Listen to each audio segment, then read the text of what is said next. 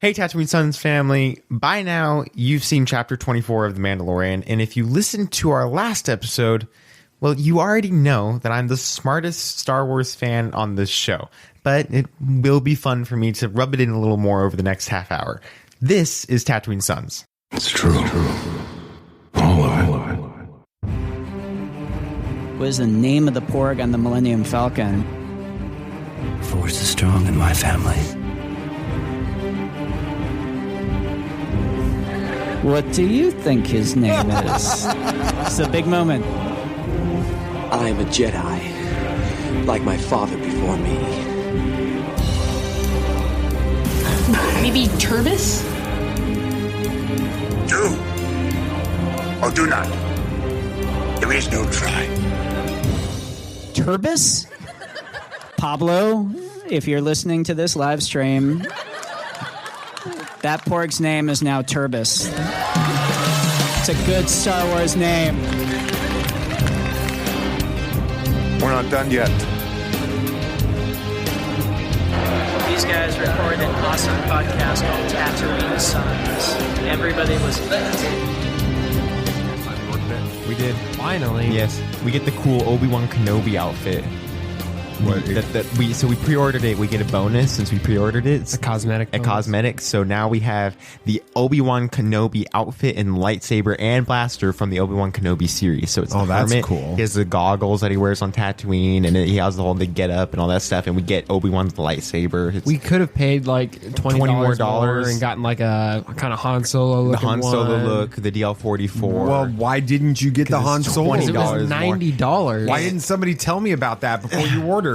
And then We can refund it we if you can. really want it. And then the other outfit is the Rebel Hero outfit, and it's Luke Skywalker's throne room. with the yellow jacket? With the yellow jacket. That's cool. Luke Now I got Skywalker's lightsaber. a medal ceremony song in my And head.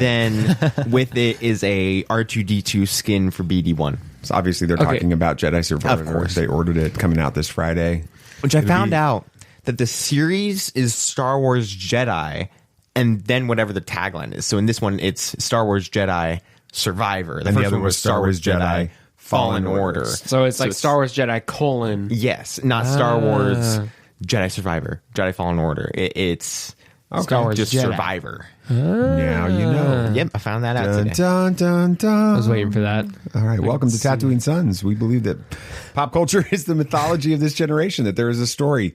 It is written on our souls, and that these myths speak to that story. And that's why we talk about Star Wars Jedi Survivor. Yeah, there you go. Good job. And The Mandalorian. And all the other Star Wars stuff that we talk about, and Lord of the Rings when we get to that, and Marvel. It's been a while since we've talked about anything other than Star Wars. It has been a while. It's been a good time in Star That'll Wars. shift though in a Since couple the of last weeks. time we recorded, haven't we seen? No, we already saw Return of the King in theaters. Yeah, you guys had since last last that last time. time. But let's see. surrounding. Next week we'll be talking about Visions And Season Return of the 2, Jedi. Volume 2, and we get to go see Return of the Jedi this weekend. Yeah, both of the Return of They've these just movies. got it in a theater here in our area. There wasn't going to be. I checked it regularly, and then One of the movies must have not performed well, and they had spots they for it to pulled be it in open. yesterday, so we got tickets for it. Nice. And so we're gonna. And I have 11 comics to get. So it's time to go to the comic It book is a little store. bit of time to go to the comic store. But then I think after that, it's going to sort of shift to Marvel conversation, It because is. we'll be having Guardians of the Galaxy Volume 3. Yeah. Yes. We're going to be getting Secret Invasion soon. We will be, Yeah. yes. And some other things. So And Sweet Tooth. And We are Sweet getting that. Tooth. I forgot About about that. dang time. Is that out That- yet? 2 days. Okay. 3 days. 3 days till we get it. Well, last week was our kind of build up to the finale of season 3 of The Mandalorian, chapter 24. Chapter 24. Is that what it was? That was, I think so. That's what it is. Yeah. 'Cause It's only it's been 24 episodes of The Mandalorian. 3 seasons times 8 Wow. episodes. That's 24. Feels like there's been less than that. Oh, I thought there was more. 24. And we did our predictions sure to go wrong on that. So let's go through and see if we got any of these right or wrong. We'll start. I guess I'll start with you, BB Nate. Yours was you stole mine. Well, I thought of it first. You say you thought of it first. I had already thought of it. You thought of it like 2 minutes before we started recording.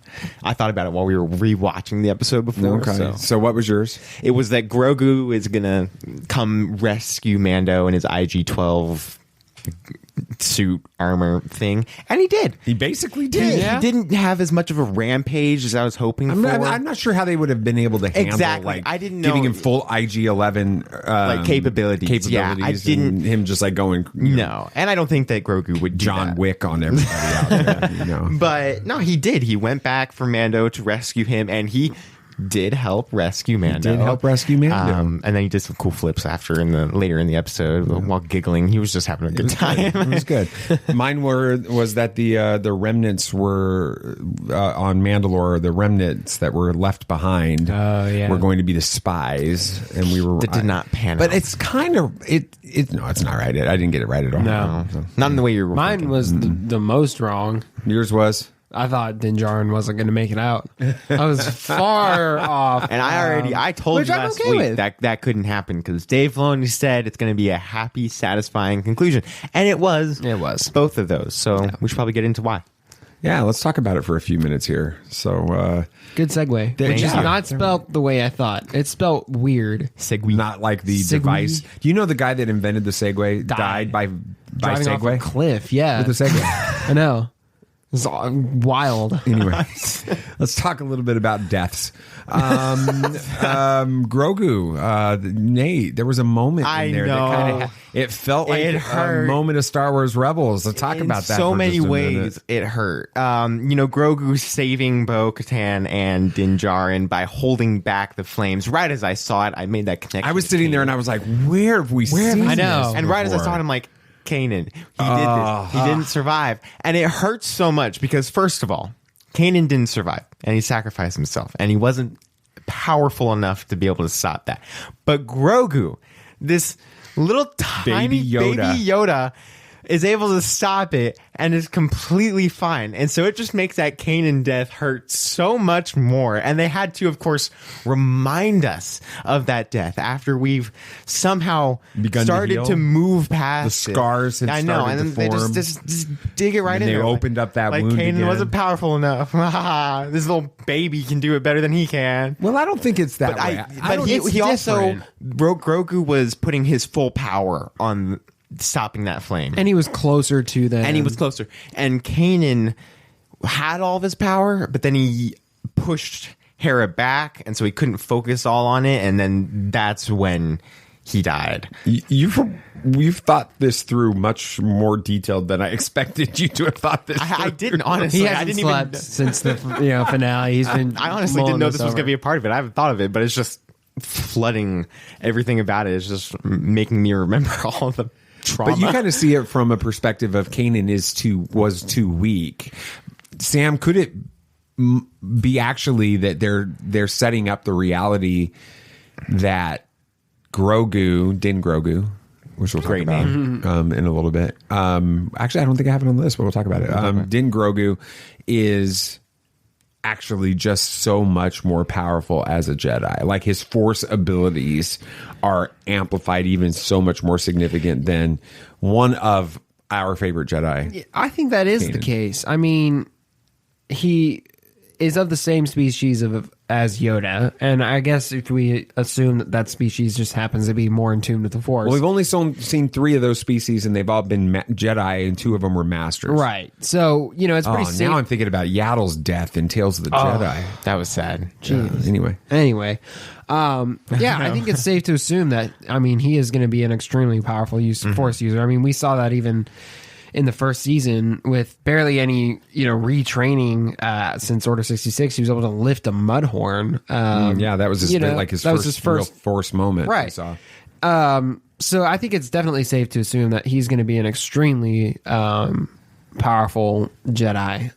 Not that Kanan was a weak Jedi. It's just, I think Kanan, even compared to Yoda, it wouldn't be. No, I don't think that Kanan ever was to the point of being a great Jedi. I'm not saying that he's weak, but I just don't think he was ever as strong as everyone else in the Jedi because he never really trained after Order 66. He suppressed his Force abilities completely for a suppressed long his Force. time. And that's why he saw Ezra and understood that he was so powerful. I think that Ezra at that point was more powerful than Kanan towards the end and was able to figure that out by Kanan's training. So he was able to control multiple Purgles at once. Yeah. So, or By the way, Purgle. Purgle. Yeah, I know. I plural. corrected myself. It's like deer and deer, oh dear.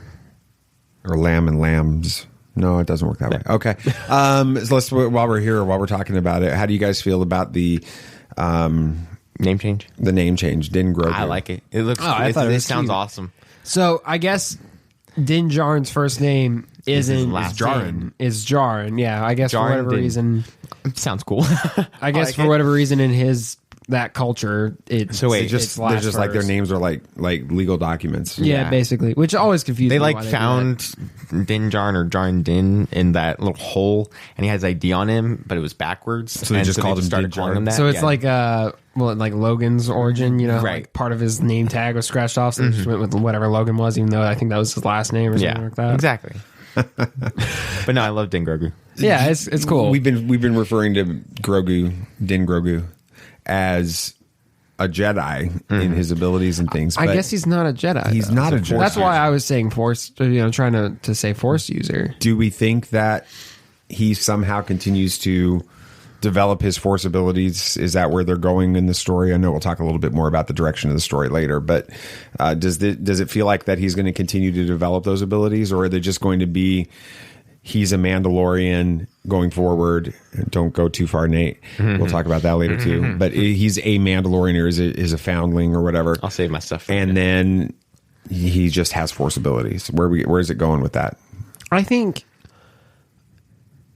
he's going to continue to grow in his force abilities, and as a result of that, he's going to have to confront the dark side at some point. Every force user does in their journey. What it comes down to is who's there to help him in that moment, right? I don't know when that'll be, but I think the person who's supposed to help him out is Ahsoka, unless that moment comes too late and it's Ezra who has to help him. That'd be cool. But Wow, that would be pretty cool if Ezra took on Din Grogu as his apprentice. that would be pretty incredible. Although it'd be kind of confusing because he'd probably be like, Yoda, is that you? But, no, but Ahsoka didn't seem to have That's much of a true. problem with it. so- but yeah, but Ahsoka didn't refer to herself as Jabba the Hutt. Yeah, all that's the just a time. little So bit funnier. Has a little bit more humor to I'm himself. totally confused right now. Okay, let's keep going. Actually, one of the opening. Were you guys surprised at how quickly Din Djarin and Grogu, but Din Djarin was able to how early on in the episode Din Djarin escapes from the Death Troopers No. and begins his pursuit of Gideon? Were you surprised by how early that happened? the timing? Yeah, No, I mean, you thought he was going to die, so. well, okay, when I clearly saw that probably wasn't going to happen, I pivoted, okay? No, based on the story they were trying to tell, it seemed like they wanted things to move pretty quick, and we all saw that the runtime was shorter than anticipated. I think it still worked based on the runtime, but they didn't have as much time to flesh out, a long sequence for Din Djarin to be captured with. So it makes sense that they got him to break out quick. I do appreciate though how he still struggled to get out. It wasn't easy for him. He almost lost, and then your boy Grogu, Terminator Grogu came in there and helped him out. But it worked for the story, I think. So What about you, Nate? Were you surprised at how early that Not at happened? all. No, because the run time was so short. I knew that they had to move things along, and it makes sense. I mean, Grogu's not going to go back and then go back in to be able to save Mando. He was already there, so he was going to go find him, and it's not much time that would pass at that point. So it all made sense to me. It wasn't surprising. I kind of thought that the whole episode was going to be about Din getting away and Grogu coming and helping him and all of that. So I was a little surprised by that. But in that moment, he gets away and he starts trying to go and pursue Moff Gideon. You got his hallway scene. We got the hallway scene. It was a little Yeah. different of a hallway scene than we was saw with cool, Vader though. or with Luke, but it did end with a hallway scene. It's funny. The first finale of season 1 had sort of a hallway scene if you think about Kind it with of. IG-11 and the Second one had a hallway scene. and obviously the Luke Skywalker scene, but this one has a hallway scene as well. This is more Daredevil-esque hallway scene. Okay, I'll give you that, but it also had it kind of, I mean, obviously reminded you of Qui-Gon Jinn. Oh, at the yeah. beginning Yes, of- definitely with the laser ray shields. shields. Yeah, that reminded me a lot. And then having to get them down one by one. It felt like a video game at that point, you know. He kept leveling up too, like Yeah, getting better gear and stuff. Yeah, it was did. cool. It was awesome. It, can I like No. play? I don't know. I was going to say devil's advocate, but I don't think that that's exactly where I'm going. Unless you want to say that all the people that are toxic are devils, but that's, I'm not trying to be toxic here is what I mean by that, but let me just play that part. Why doesn't the Empire or the First Order or whoever they are at this point in the story, I don't know if they know who they are yet, but anyway, the former Empire, why don't they just lift up all the shields and let all of those guards come after him at once? Because they tried to. The R5 The R5 was blocking jamming it. Okay. Because you heard Oh, he was, Jar, that's right. like- he was just opening it. He was like, "Hey, open the next one. Open the next one." Well, And they, yeah, but and they went why- back. They went back to the control board and were trying to open them. The ones at the far back. They were trying to. Were open they? them. Okay, I Yeah. didn't pick that up. Yeah. But it was messing with my head a little bit. What do you guys think about the fact that R5 is a hero now? It's awesome. The best redemption arc in Star Wars. It's awesome. It was so happy for him. Vader holds nothing against R5. R5. The true hero of found Star his Wars motivation. universe. Yes. His motivator. His motivator. It's funny because I remember when the original From a Certain Point of View for A New I Hope remember came that out, story, too. And there's that story in there of him, and it's a cool character. It's a cool story. It really makes a difference. Yeah, you see it very differently. Like he's having a conversation with R2, isn't he? In that, Yeah, and he realizes that R2's mission is more important than him getting free, getting to a home, R5. So he blows his own R5 motivator, blows his own motivator almost in this story. killing himself in a way. He was a hero all the way back in that. Yep. Star Wars, the true hero of the Star Wars universe. Is Is R5D4. Yep. Always will be. The whole story falls apart if he isn't the hero. It's like Endgame and the rat that let Scott Lang out of the There you go. van That's R5. being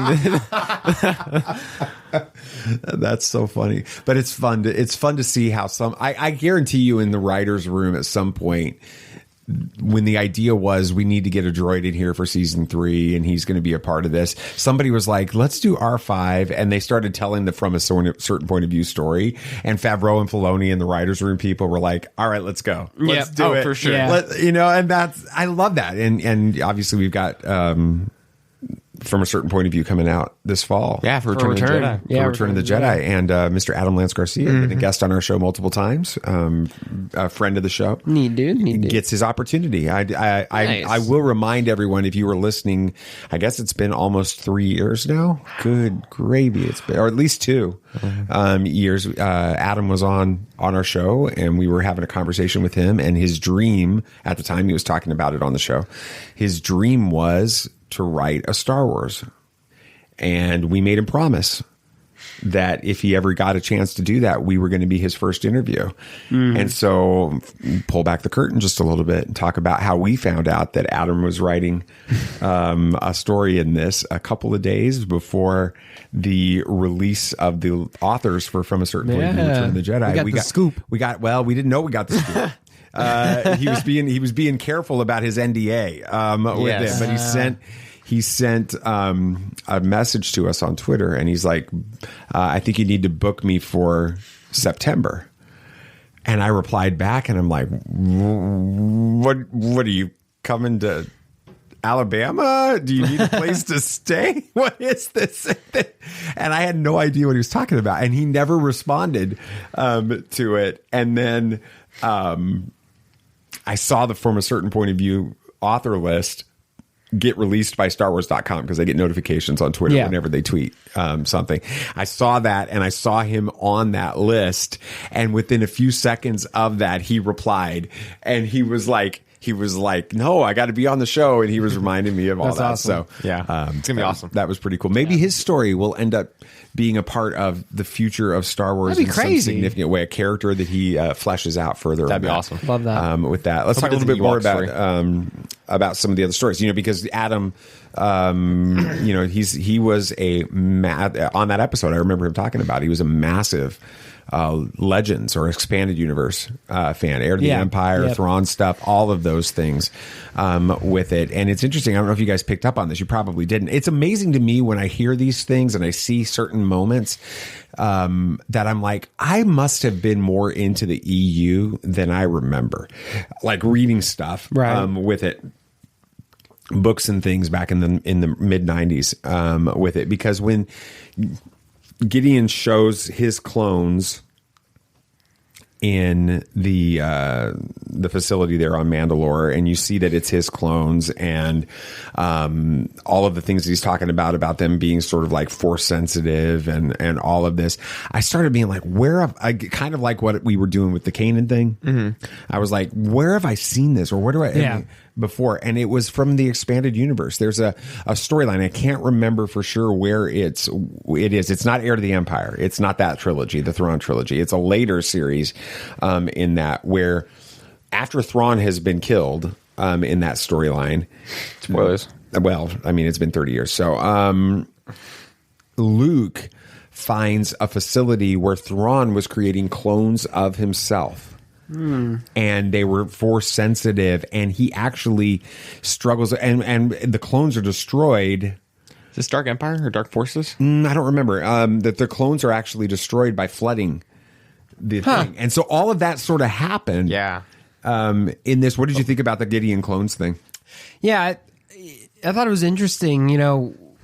We knew he was making force sensitive clones. It makes sense now, but I didn't figure it was going to be Gideon himself. But in the semi-finale, he did say, the best addition to this new Dark Trooper armor is it's got me in it. So looking back, of course, he would clone himself. He's full of himself. So do you think he's a clone in that armor?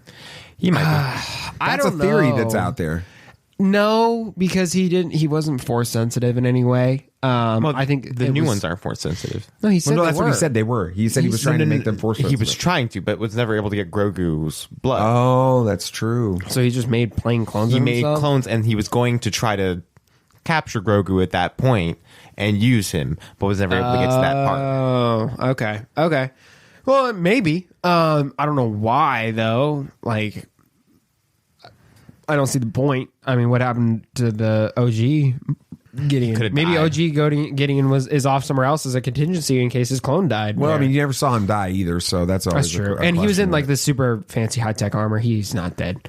No way is Gideon dead. They don't make him look that cool and that important just for him to die off the next episode. Except, may I remind you, Phasma, and Boba Fett before they No, but he's back. We're good. Maybe in this new Rey story that's taking place, Phasma will show back up. Because that was kind of a cop-out death, too. Phasma's death in The Last Jedi? Yeah, come on, Ryan. Jeez. Come on. No, but seriously, do you think that Gideon is gone, or is he coming back? I don't know. It wouldn't surprise me. I mean, due to the fact that they did break him out, but we don't know if he was alive or dead at that point when he was broken out. We just know that he wasn't there. The body at least wasn't. So very well could have been used to make more clones, and this one could very well be a clone, but I don't see them. I feel like if it was a clone, they would have made that more obvious at this point, because they already revealed he had clones and they didn't. So, and all those other clones are dead. So I don't think that he's a clone. I'm pretty sure. And I don't think he's dead. I think that we're going to see more of him eventually, maybe in Ahsoka or Mando season 4. But see, I think he's gone.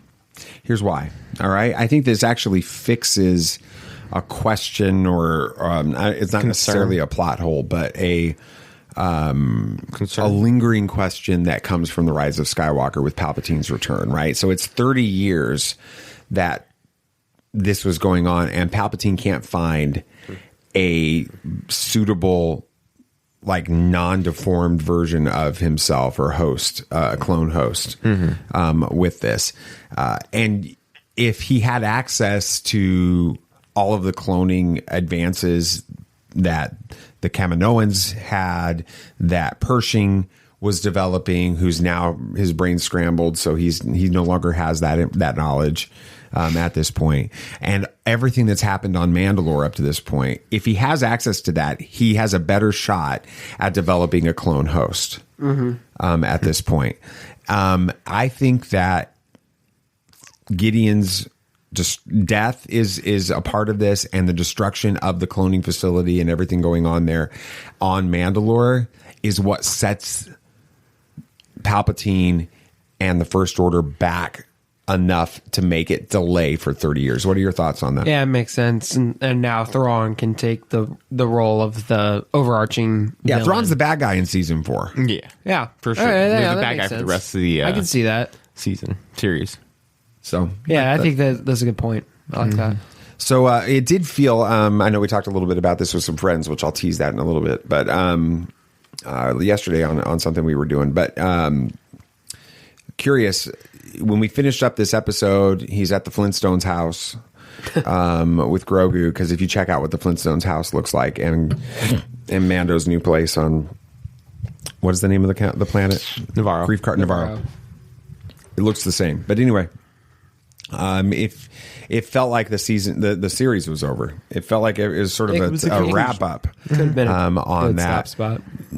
I'll start with you, Sam. Do you think that there was a point where they were just kind of like, let's end this thing, and then decided not to, and they're going to continue it, or what's going on? I mean, Favreau came out in an interview, halfway through the season, saying, "Oh, they've got more in plan for this story." So I don't think they were ever planning on the story being over, especially with the announcement of Filoni's movie that's going to be, tying up this storyline along with Ahsoka and Skeleton Crew and things like that. So I don't think they ever wanted it to end. I think it's the close to the first trilogy.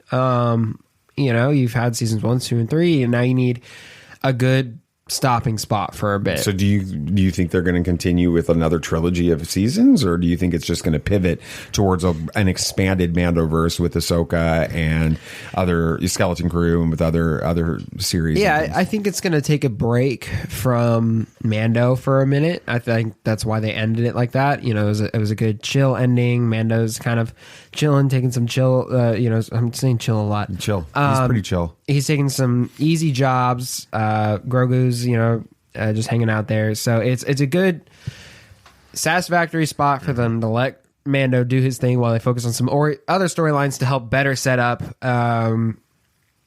the movie, right? The Filoni's movie. It's like, it's not too dissimilar from Marvel. They did a few Iron Man movies, right? Like they did a couple Iron Man movies, and then they did some other movies there to kind of help set it up, and then it all led together in one movie, right? They set this character up, they're gonna do the other storylines and bring it all together. Mm-hmm. What about you, BB Nate? What did you think about the way that they ended this, and did it feel like it was a nice tidy tie up, or do you feel like it needs to continue, or is going to continue? Or no, I feel like it was always meant to continue. I feel like this was a great ending of the trilogy, the first book, because they've been calling it chapters. I really did think it was very well done, very satisfying. I was happy with where it left off. It was a good, solid ending, but also left room for more to breathe. It wasn't a finale. It was kind of just an epilogue at that point.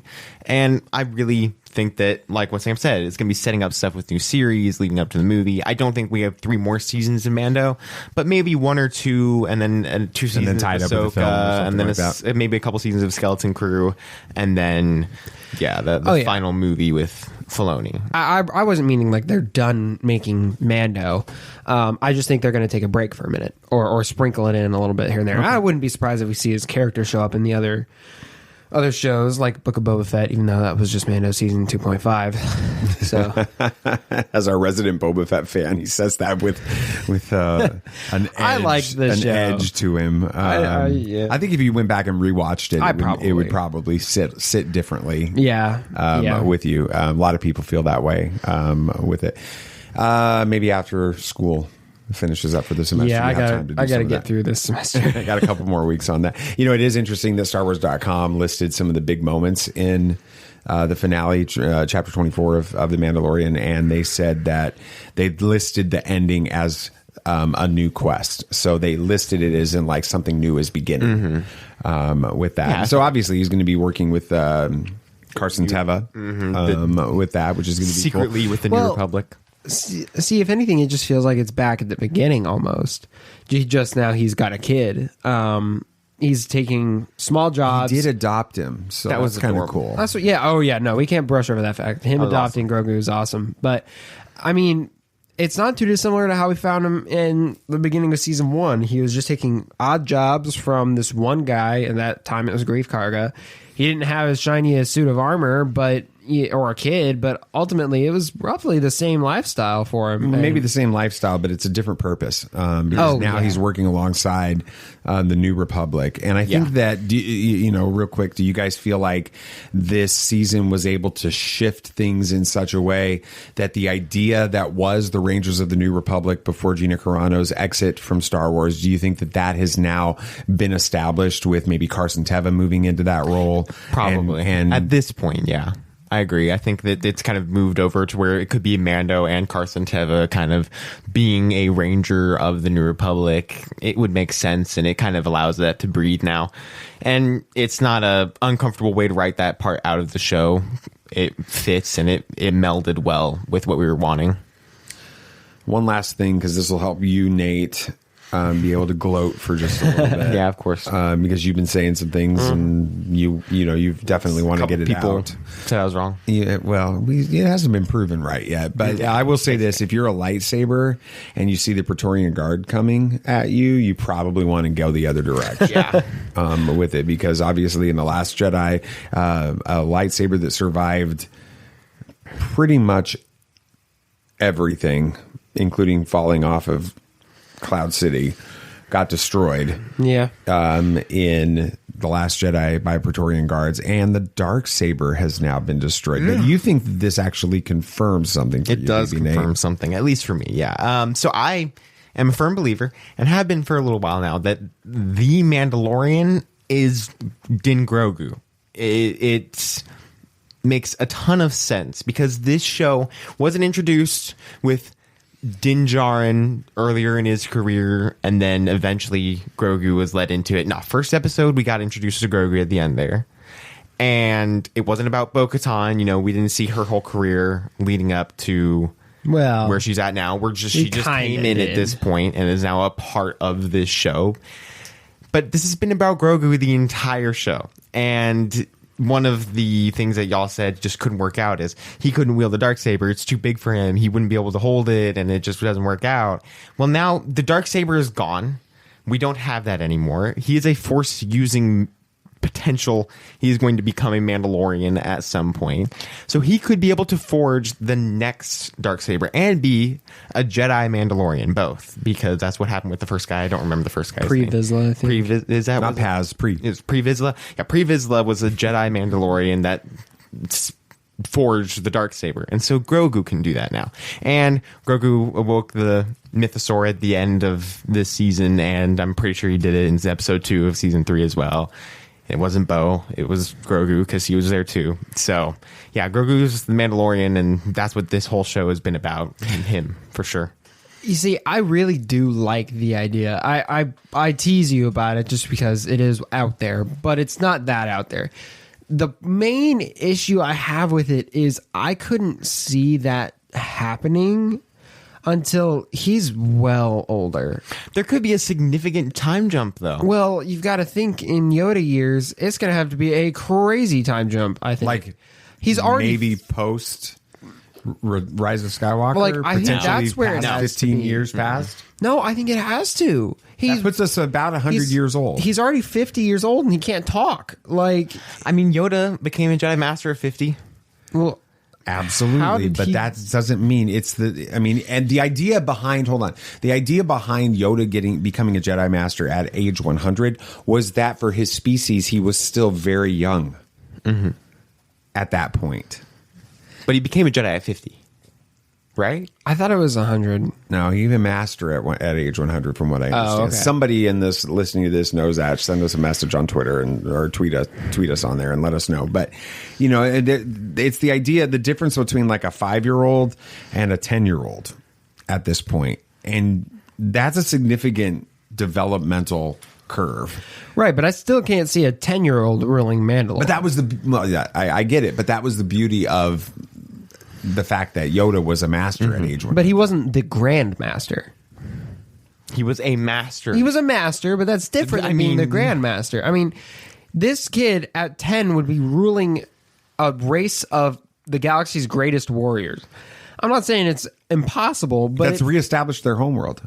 Yet we don't see that in the sequel trilogy. So maybe something terrible happens. That's true. That's true. Gosh, that's horrible. Man, it sucks to be a Mandalorian. It really does. With that. So, do they reforge? They at some Darksaber? point, I feel like they will. I don't know when, but at some point, I think that they'll reforge it. Yeah, do you think that they sort of eliminated the Darksaber from even needing to be a part of the leadership of Mandalore in this episode? Because the things that Bo-Katan says after it's destroyed, and what happens with the armor at the end of the episode, where they relight the forge and all of that, and make Bo-Katan the ruler of Mandalore again. It just sort of felt like the Darksaber had served its purpose, and it was. I think they were moving past it. Yeah, it seems more like it's based on merit than who's holding the sword, right? I mean, that was kind of the whole reason that the fall of Mandalore happened in Clone Wars was they were divided over who was going to be who held the glowy stick, right? I mean, Maul ruled for a while just because he had a hold of the saber. Not that he had a right to rule; he just happened to have the saber because he beat the guy Moff Gideon. Right. Same thing. So I think they've kind of moved on from that.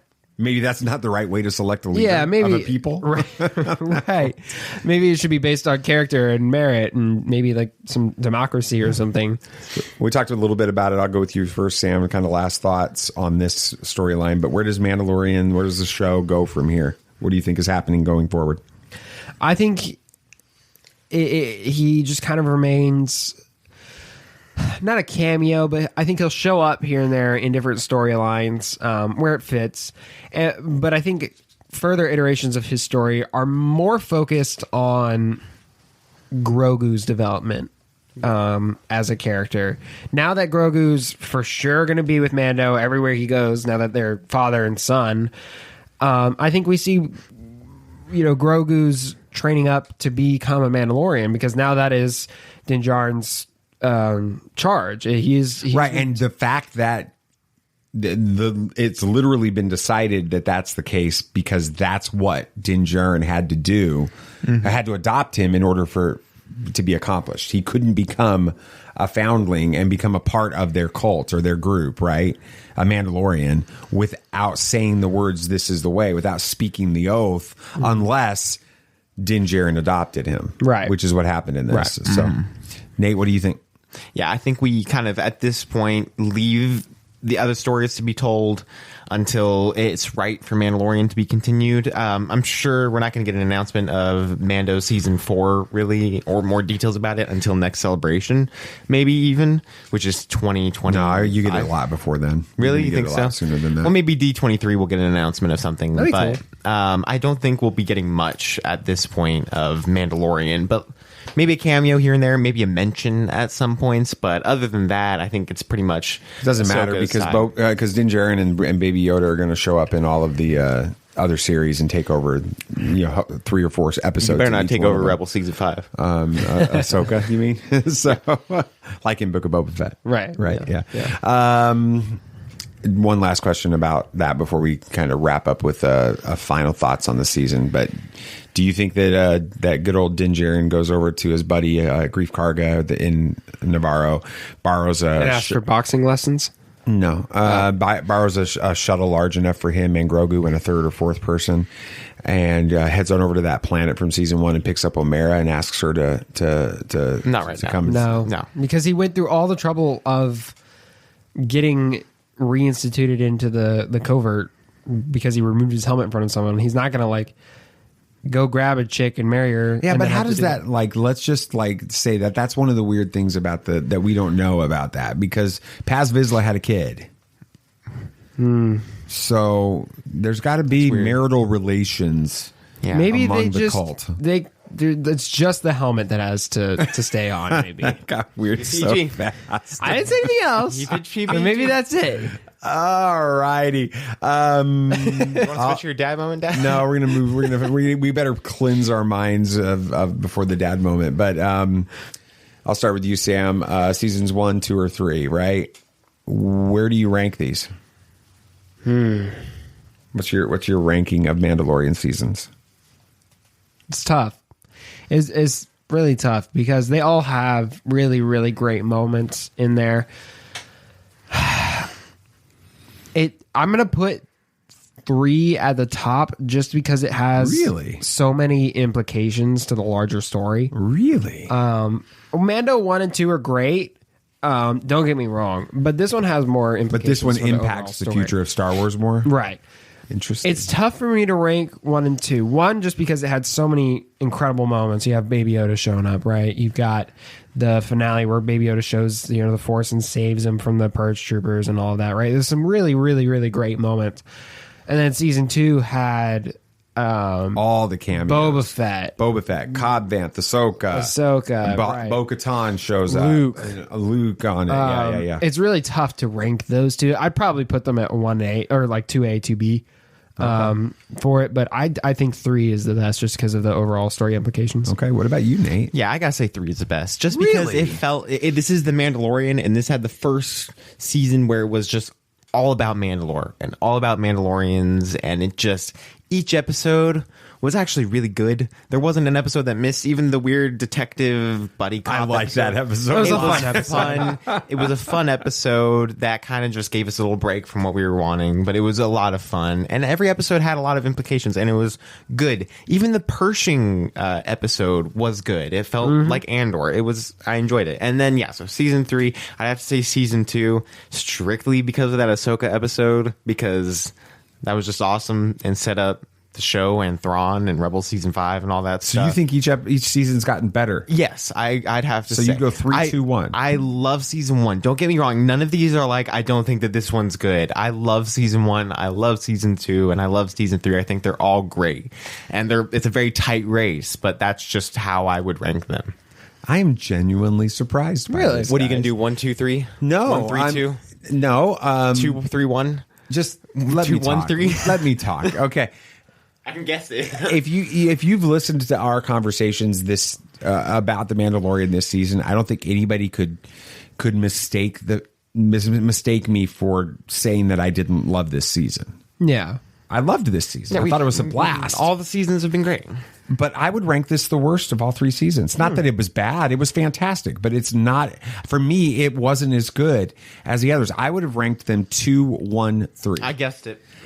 2 because You named just about every permutation try. possible. Luke, all those moments, all those cameos. Yeah. It felt like Cameo of the week kinda every guy. episode somebody was showing up. We got the basically- first mention of Thrawn in this, which then meant when Ahsoka showed up and they mentioned Thrawn at the end of that episode, it's like, all right, let's go. Ezra's coming back. So that kind of thing surprises me that you didn't rank that in that point. You get Luke at the end, and that episode is just it is the best I was episode. just disappointed it wasn't Ezra. It is the best episode See, of The Mandalorian. For me, don't get me wrong by any means when I say this, but I feel like cameos are, for lack of a better term, cheap or lazy way to get reactions. Wow. I love them. I loved them. All the cameos were awesome. They brought back Boba Fett. I loved every single cameo. They were great. But that is not a substitute for substance in the story. If season 4 ended up being like season 2 again with a cameo a week, you would not hear a single complaint from me whatsoever. Okay. But in my mind, a more impactful story ranks above that for me. I guess it just goes to confirm what we've said on this show for 5+ years, right? That Nate and I are smarter. No, definitely not. That all Star Wars is good Star Wars. Yes. And you're allowed to have difference of opinions on it, but just keep it light side. And I think that that's what we saw with this. It was all awesome. Oh, yeah. And our rankings can be a little bit different, but this was a fun season. Absolutely. I am your father. I think all of us loved the idea of Grogu coming back to help Din Djarin escape. The 3 seasons have, in a lot of ways, been building up towards this type of a moment. But one thing I truly find beautiful about this is the lesson it can teach us dads. Sometimes we just can't do it ourselves. If I were Din, I would be wanting Grogu to get as far away as possible in that moment. But Din wouldn't have made it out without Grogu. And when he showed up, Din had a choice to make, and he chose to take Grogu's help. As a dad, this is a lesson I'm still trying to learn. Thank you so much for listening to the show. Please follow us on whatever podcast app you're listening to us on. I don't know if it's YouTube, I'd be telling you to smash down the subscribe button, and ring the bell. But however your app works, do that so you stay up to date on the new episodes, because we've got some big stuff coming out. I wish I could tell you more. The reality is you just have to be following our social media, Facebook, Twitter, YouTube, those channels. You need to be following those, because something is going to be happening on May the 4th that if you aren't following us on those platforms, you're going to miss it. And so whatever you have to do to get notifications and to stay up to date on those, make sure you do that, because this has been in conversations and in the works as far as an idea for well over a year. And the planning for this has been going on for a few months now. But what's exciting is not what's going to happen on May the 4th, but what is going to happen after the May the 4th that we are announcing at that time. We need you to be a part of that. Can't wait for you to hear what's in the works on that. And then please, while you're at doing all this amazing stuff and staying in tune with the show, make sure that you give us a rating and review on whatever podcast app you're listening to us on, because that does help so much with us knowing a little bit more about what's going on with our listeners, as well as telling the podcast apps that you love the show. And it makes you know how it is in the world we live in today. It's all about algorithms and that type of thing. So when you give us a rating and review, it helps the show tremendously. I think that's pretty much it. I guess I'll leave you. Next week, we're talking about Star Wars Visions Volume 2. We had the privilege of seeing some screeners for that. So we're going to give a completely non-spoiler conversation about Star Wars Visions Volume 1 and some of the takeaways that we have from Volume 2 without giving you any spoilers, so that'll get you excited about its release on May the 4th as well. So in the meantime, thank you again so much, and may the Force be with you always. This party's over. I like that Wookiee. Don't get technical with me. Joy, please. Yep, yep.